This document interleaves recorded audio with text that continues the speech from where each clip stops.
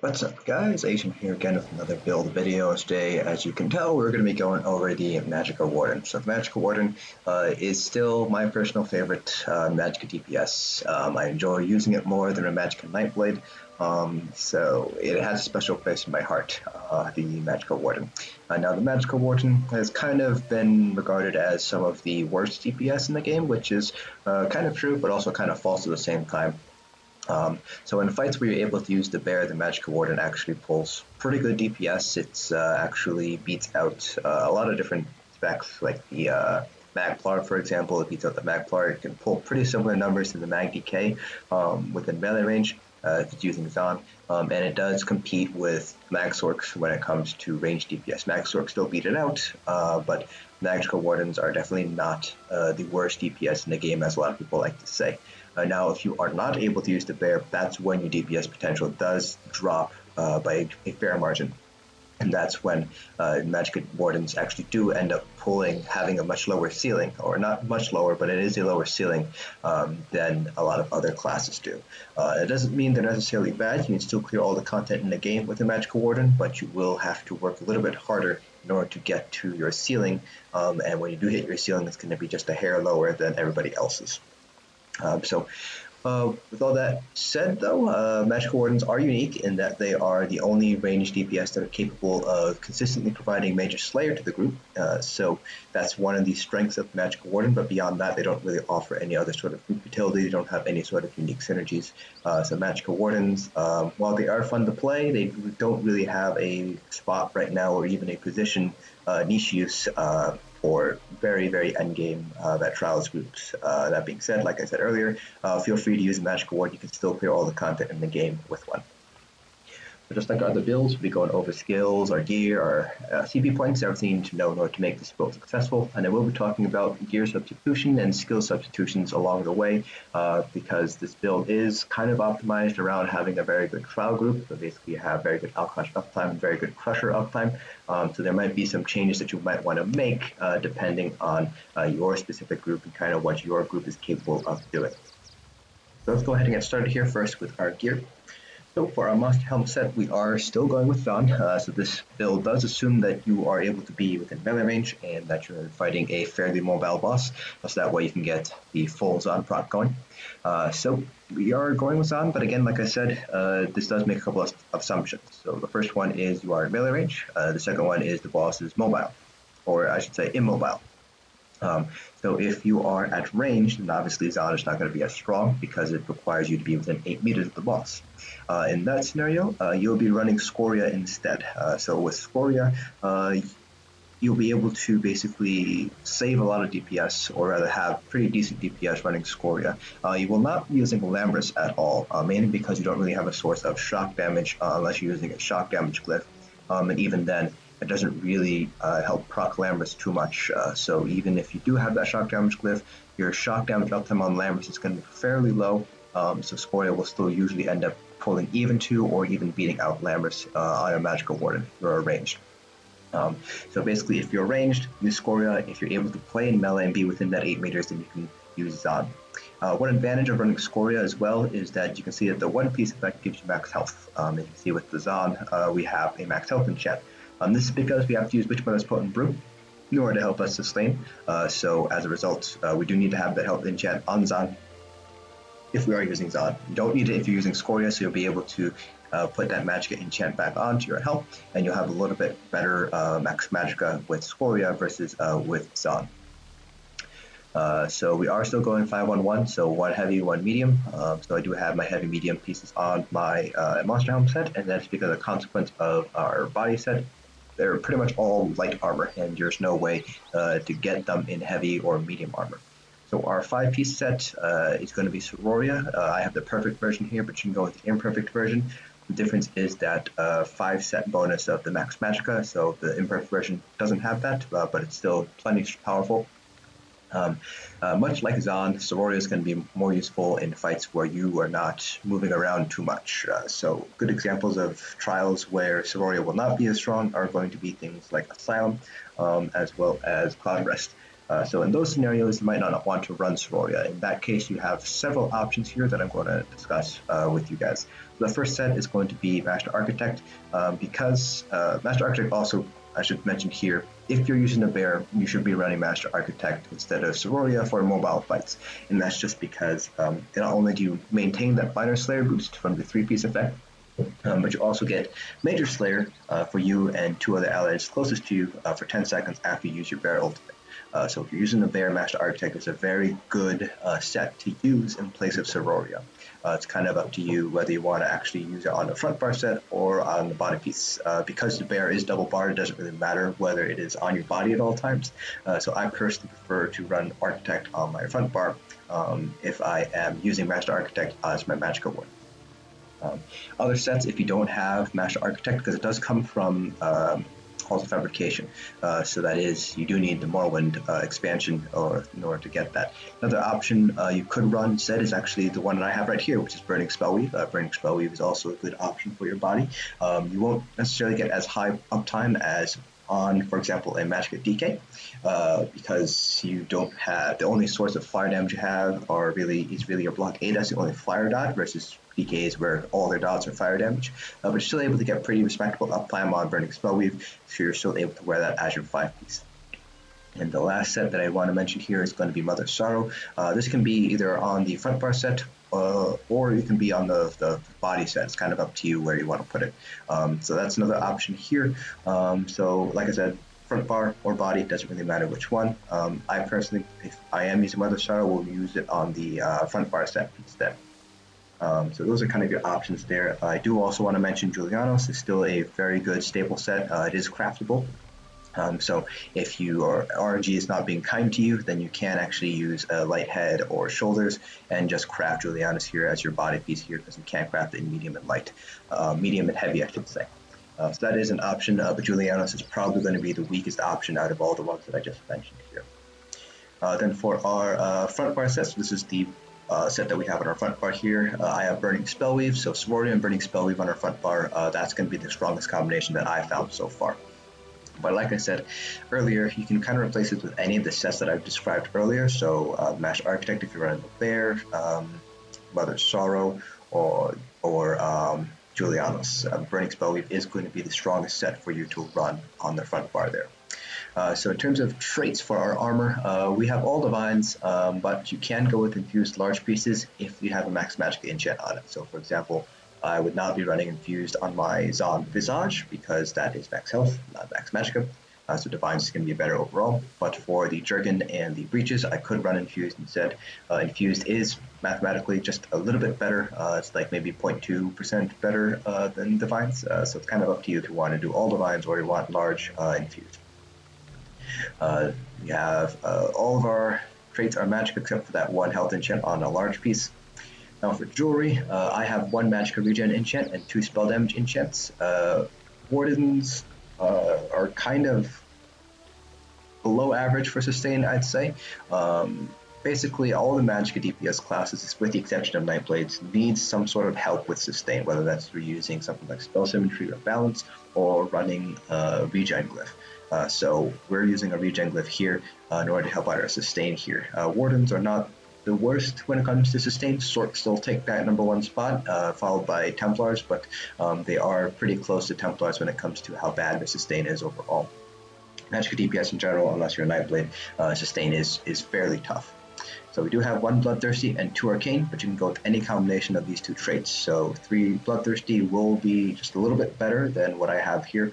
You can go with 3 Arcane if you want the additional max Magicka, or you can go with any combination like I have here. I have 1 Bloodthirsty, 2 Arcane. So any combination of those 2 traits will work fine. They're all within about 1k DPS of each other. For our front bar, we do have an Inferno staff, as this is Burning Spellweave, and we have an infused weapon damage enchant. And then for our back bar, we have a Maelstrom Inferno staff infused with a flame damage enchant. They did change how enchants work on the back bar now. So weapon damage, or I should say weapon skills that are used on a back bar will proc back bar enchants even if you're on the front bar now. So that flame damage enchant is going to be going off constantly as long as we have our block 8 up. So this is what's going to also help us maintain good Burning Spellweave uptime. Now I do want to mention here that there are several combinations of enchants that you can run here, so you don't have to run a weapon damage enchant on the front bar if you would prefer not to. You can put the flame damage enchant on your front bar and put a shock damage enchant on the back bar. This actually does comparable or higher DPS in single target situations, but the reason why I say single target is because of the way the enchants work. So if you put down blockade and you have multiple enemies getting hit by blockade, it'll be the closest enemy to you that gets hit by the enchant. So let's say you have 3 enemies in the blockade, it'll only hit 1 of the 3 enemies. So double damage enchants are certainly an option. Flame on the back, shock on the front, or shock on the back, flame on the front. And that is perfectly viable, but it is strongest in single target scenarios. So if you're up against the boss where you know there's not going to be any adds. If there are going to be adds though, weapon damage enchant on the front bar, flame damage on the back bar is typically going to be a little bit stronger. One other combination that I do want to mention here is going to be with Absorb Magicka. So if you are having trouble sustaining, for example, if you are not running Worm in your group or your healers are not throwing enough orbs out for you, then you could run an Absorb Magicka enchant on, preferably on your front bar, not necessarily on your back bar. So you do Flame front and then Absorb Magicka on the, or I should say Flame back, Absorb Magicka on the front. So that's one option if you do need the additional sustain. It ends up working out to be about an additional 180 to 200 sustain, depending on how well you're able to weave. So that is one option there if you do want to go for it. Now, if you have to run a prismatic glyph because you are running AA or you're up against Rakat and Maw, you basically replace your back bar damage enchant with the prismatic enchant. You can do this even when there are adds out, because as long as the adds aren't affected by prismatic, the prismatic enchant will only proc on those enemies that can be affected by the prismatic enchant. So for example, in Rakat, you have the Hulk that spawns, that can't be hurt by prismatic. So even if the Hulk is the closest one to you, it'll still only hit Rakat with the blockade, even if Rakat is the furthest add away from you. So those are all your options there with your enchants. Now going over our character sheet, this is just kind of generic character information. I am a Dark Elf. The Dunmers are probably one of the stronger choices when it comes to races. It's kind of been a back and forth between Dark Elves and High Elves for me. I personally prefer Dark Elves just from a lore perspective, so that's why I play as a Dark Elf, but you can go with the High Elves instead if you would like. Dark Elves have a little bit more flame damage, so because we're running 2 Inferno staves, that does push Dark Elf DPS a little bit closer to High Elf DPS. High Elves do get some additional Magicka Regen and a little bit more max Magicka, so they have better sustain overall, but they have lower flame damage. They get higher shock and frost damage though, and because the Warden's Winter's Revenge does count as frost damage, that's kind of why Altmer are pulling pretty close to Dark Elves when it comes to racial options here. 2 other options you could consider are going to be Bretons. They don't get any sort of additional elemental damage, but they do get 3% cost reduction, so that helps you sustain out by a little bit. They also get 10% max Magicka. Then Argonians, if you want. With Argonians, you get 9% additional max health and 3% max Magicka. You also get that potion passive, so you restore about 4,000 Magicka health and stamina whenever you drink a potion. That helps like sustain by a fair amount. But with the additional health, you don't need to run a health enchant anymore, so you can put that swap that health enchant out for a Magicka enchant instead. For our attributes, 64 points into Magicka here, so we have 16,360 health, which is usually enough for most content in the game. If you do need to run more health, then by all means shift a couple of points from Magicka into health. My personal recommendation would be to put no more than 10 points into health.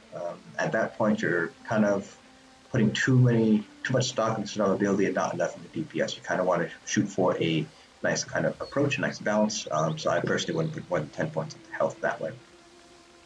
For our Mundus, we're going with the Thief. The Thief or the Apprentice, they're both very strong choices. The difference between them is pretty small. It's very, very minor. The Apprentice does technically win out in some scenarios. The Thief wins out in others. So you can really choose whichever Mundus you'd like.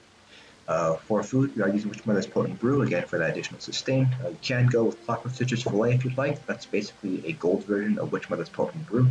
But it is kind of expensive. It uses Perfect Grow, so it does cost about 2,000 or so gold, I think, right now on PC NA. So don't feel like you have to use it if you can't afford it. which Let's Potent Brew is a perfectly fine food to use, and it'll get you through all the content in the game. Now for our skills, starting off with our front bar here, I did make a few adjustments from the last patch based on your suggestions. So I have Crushing Shock here as my Destro Staff ability. This is not really going to be used as a spam mode, this is just here to maintain Ancient Knowledge passive.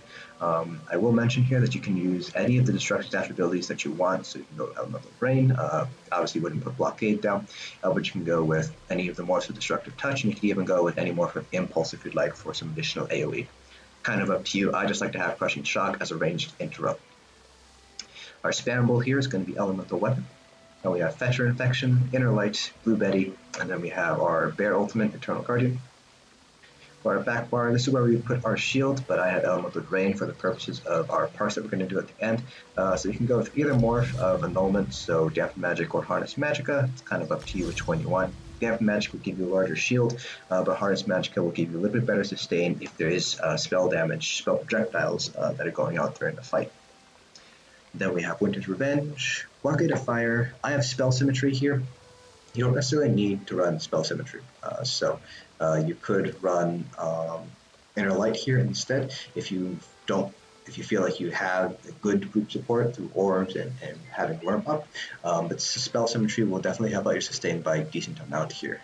So in the duration of the 6 million parse, you guys will be able to count how many times I use Spell Symmetry, and I do use it at a handful of times to help me sustain. But with good group support, you shouldn't really need to use Spell Symmetry, so you could replace this instead with something like Inner Light, or you can do something like Bird of Prey or Deceptive Predator instead. And we have Rearming Trap. So again, this build does assume you're able to use Zaan, so you will be within melee range, so you can use Rearming Trap. But obviously, if you're playing at ranged, you won't be able to use Rearming Trap. So in that instance, you'd replace Rearming Trap with Challenge Acceleration instead. If you do have the opportunity to run Trap, I would highly recommend running Trap instead of Challenge Acceleration, just because Trap uses your secondary resource, Stamina, instead of Magicka, so it's a little bit better on your sustain. Even though you do only cast Challenge Acceleration once every 34-35 seconds, it still uses Magicka, so it still is a hit on your sustain. So that's something you just want to keep in mind there. It does add about 70 to 80 Magicka drain per second, if you do the math. Then of course we have to double bar our Bear Ultimate. Now if you're not running the Bear Ultimate, you would instead use Northern Storm as your front bar Ultimate, and then on the back bar you'd be running your Destro ulti, so Elemental Rage. So this is what you would use if you were going for the, if you were not using a Bear. And then you would use the Destro ulti as your primary damage ultimate. Otherwise, you will be sticking with the Bear, and you'll have the Bear double slotted, which is why we're able to use Master Architect on our front bar compared to, for example, on a Nightblade or even on the Templar, just because our ultimates are usually on our back bar. Cheap ultimates are usually on the back bar in those two classes, so front barring the Master Architect will not work in that case. Now going over our champion points, the CP cap is now 780, which gives us 260 points to put across each of the 3 different constellation types. Starting off with our green CPs, we have 75 into Arcanist and 75 into Nasty. That leaves 110 points, which you can put really wherever you'd like. It all depends on whether you need things for PvP or if you need things more for PvE and you use stuff for break free or dodge rolling or blocking. You can even put 100 Arcanist, 110 Nasty now and put 60 points elsewhere. It's kind of up to you how you want to do with that. So I have 40 into Shadow Ward, 40 into Tumbling, and 30 into Warlord for my green CP setup. Now for blue CPs, again, I do want to reiterate, this is centered around having an organized raid group. So we have very good Alkosh uptime, and we have very good Crusher uptime. So depending on whether your group is even using Alkosh and what kind of uptimes you can expect from these debuffs, you might need to put a couple more points into Spell Erosion. If that is the case, I do have points in the Staff Expert here, mainly because there's nowhere else really for me to put them. In which case, if you do need to put more points into Spell Erosion, take them out of Staff Expert, put them into Spell Erosion, that would bump up to at least 30. And then you can take 5 out of Elfborn, 5 out of Master at Arms if you still need some more points into Spell Erosion there. One thing I do usually recommend for progression groups that are not running Alkosh is actually to run the Love Regimunda Stone instead, so that way you don't have to dump a lot of points into Spell Erosion. You can keep Spell Erosion fairly clean and kind of get high bonuses from the rest of your nodes there, but that's kind of up to you whether you want to basically dump a lot of points into Spell Erosion or just run the Lover instead. DPS difference there. As long as you're able to hit the penetration cap, that's what's the most important thing. So I have 66 into Elfborn, 64 into Elemental Expert, 16 into Spell Erosion, 14 Staff Expert, 66 Master at Arms, and 34 into Thaumaturge. Now finally for our red CPs, this is a more balanced approach, so this will give you good mitigation across all the different trials in the game, but it is not optimized for any single trial. So if you need to optimize your mitigation for any one trial, then you will need to shift your CP points around accordingly. So I have 66 into Ironclad, 56 into Thick-Skinned, 64 into both Hardy and Elemental Defender. That leaves us 10 points, which I will put into Bastion here. We aren't hitting that jump point, but that's alright. We're really just putting us here for the Field Physician passive. So this is particularly important for progression style groups where you are basically probably resurrecting very often. Having that damage mitigation there while you're resurrecting does really help out, keeping the fight alive. It'll probably save you more than once while resurrecting a player. So I do recommend picking up this passive if you are in a progression or more casual event raid team. Alright, so with all that said and done, let's go ahead and talk about our rotation. Much like the Nightblades, our rotation is going to be dynamic, but it's not going to be for the same reasons for the Nightblade. So the Nightblade rotation is dynamic because we want to prioritize getting off as many bow procs as we can per Merciless Resolve activation. But the reason why the Magicka Warden's rotation is dynamic is because our dots have different durations. So if we take a look here, Pressure Infection has a 10-second duration, Winter's Revenge has a 12-second duration, and Blockade has an 8-second duration. If we want to also include Rearming Trap also has a 12-second duration with an additional 1.5-second arm time, so you can think of it as a 13.5-second duration dot. Or rather, I should say, not 12-second, it should be a 10.5-second duration dot. So you have a lot of different durations going on here, and so because of that, because you want to maintain all of them, because they all do very good DPS, they all contribute pretty evenly when it comes to DPS contribution. You will need to basically be very dynamic with your application, basically just to maintain your dots up the whole time. So that will result in not having a static rotation, but rather a much more dynamic rotation instead. So the general gist of your rotation is you always want to have your Blue Betty up because that's a big source of sustain. Then your 3 dots should be up at all times. So that's Blockade, Winter's Revenge, and Fetcher Infection. Like I said, all 3 of them contribute fairly evenly to your DPS. They all do about between 10 to 13% of your DPS, so you do want to maintain all 3 of those dots. Rearming Trap and Channel Acceleration you also want to maintain for minor force, and then when you're not maintaining dots, you're basically just using a spam bowl. So basically this is what your rotation is more or less going to look like.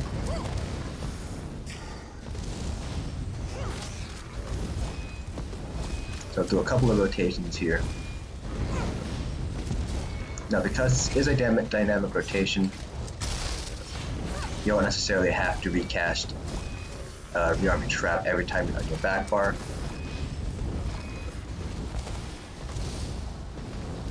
You can just go back to your front bar and recast it when you see that the timer is almost up for Rearming Trap.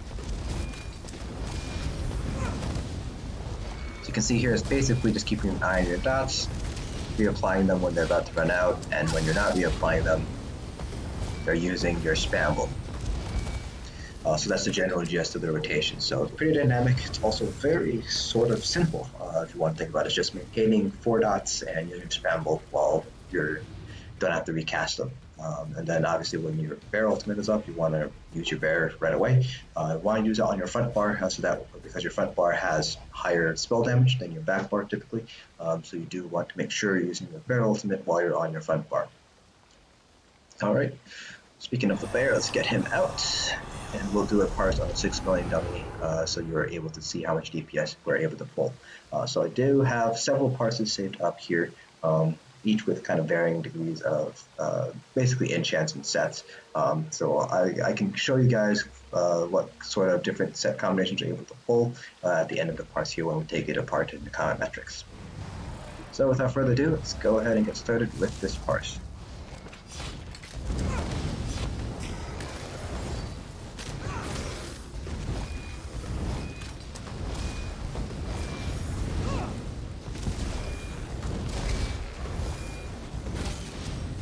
So remember that trap does have that 1.5 second farm time, so you do want to recast it. If you're using action duration miner like I am, you want to recast it when the timer has about 2 seconds left.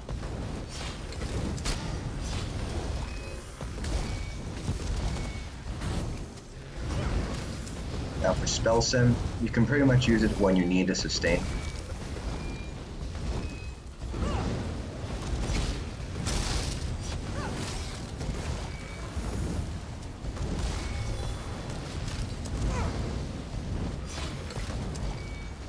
So you don't have to run it every single time you're on your back bar. Some people like to do it every time you're on your back bar, but you don't have to do it. Because it does use your health. Basically, it changes your health from Magicka.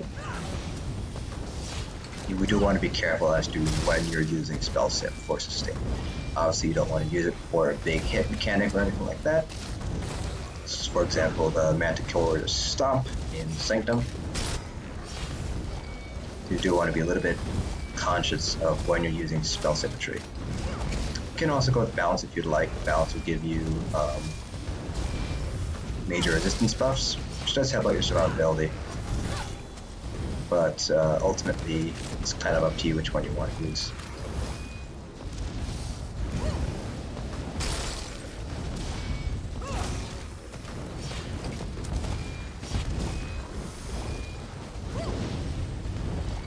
So I've used Spell Spin, I believe, twice so far in this parse.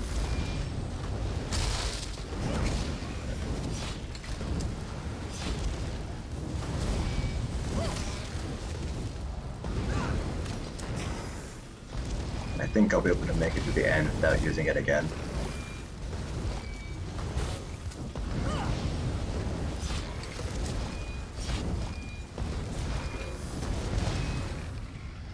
Alright, so there we go. I'm just going to desummon my bear, so when that trap goes off, you won't run over and pull it. Alright, so this is what we managed to pull, 43.6k. If you take a look at our burning spell uptime, we had 53%, which is not great. I've had higher before. That's pretty decent nonetheless, especially considering that we are a warden. We don't have many sources of fire damage. Weapon damage enchants not quite as high, 77%. I've had higher. I've had up to 85%. And everything else is pretty much what you'd expect. So you can see here what I'm talking about when I say that all three of these are more or less somewhat equal to each other when it comes to DPS contribution. Obviously, your light attacks and spamble are going to be making up the most just because you're able to use so many spambles on a Magicka Warden build. So these two combined are pretty strong, but Blockade, Winter's Revenge, Veteran Infection, they all pull very similar DPS to each other, with Winter's Revenge and Veteran Infection pulling more similar than Blockade. Blockade normally does a little bit better, just because of the additional damage that you get while the enemy is burning. And if you're running Burning Spellweave, then Blockade will do more DPS because you have higher burning uptime. Take a look at debuffs. We had 86% burning uptime here. And the bear does a crap ton DPS. So this is the bear, this is its normal attack, this is our ultimates. You can see maxed out at 70k. This is without things like the Warhorn buff or anything like that. So it's pretty dang strong, and it can crit for up to 6 figures in the right conditions. Crushing Swipe is the bear's heavy attack that it sometimes does, then everything else kind of falls off from there. This is not the highest parse that I've had with the Magicka Warden, so this, let me see if it'll let me, okay. So, go back. This 45k parse was also with Burning Spellweave, weapon damage, and on the front bar. This one I just had higher weapon damage uptime and better Burning Spellweave uptime, and probably a little bit better crits too. So let's see, 7.4. Yeah, so we had much better crit RNG on that parse, which is why we got 45.2. So that's kind of something you can expect to pull there. And then the rest of these are kind of different variations here and there. So this is also with weapon damage, but I believe this was with Mother's Sorrow instead of Burning Spellweave. So with Mother's Sorrow, we're pulling about 43.2. 44.3. This was with, if I'm remembering correctly, this was with Yeah, so this is with Master Architect as well as Siroria. So if you're running both, you are giving up one of your 3-piece set bonuses because you're doubling up on Minor Slayer, because they share that Minor Slayer as the 3-piece effect. But you are gaining Major Slayer, so it's still pretty decent for DPS. So if you want to run something like Siroria and Master Architect, by all means go ahead and do so. You can see here 44.3k, not quite as strong as that 45k price from Siroria Burning Spellweave, but this does also benefit the group as well because you give 2 other people Major Slayer. And if you're in melee range, it's going to be typically your stamina DPS. But even if you're ranged, you're able to give it to maybe your 2 Magicka Nightblade buddies. So that's kind of one thing that you could potentially do if you want to play Magicka Warden in a vet trial group, kind of be the ranged Major Slayer buffer. So that is pretty much it for this build video. If you guys have any questions at all about Magicka Wardens or Wardens in general, please feel free to leave them in the comment section below. I'll try to answer them to the best of my ability. I'm more comfortable with Magicka Wardens and Stamina Wardens. It's very difficult to find good Magicka Warden players, much like it's hard to find good Magicka Templar DPS players. I do know, obviously, Styles plays one, and I believe there's another EU player. I think Lyco also plays Magicka Warden from time to time. But that's really it when it comes to people who are super serious about making Magicka Wardens work. So if I don't have the answer, it'll be likely that Style Anima or maybe Lyco on the EU server, he also plays on NA, I think, will have an answer for you guys, so I'll be able to get that back to you guys. Alright, so that's it for this video. Hope you guys found it informative, and I will see you guys in the next dungeon.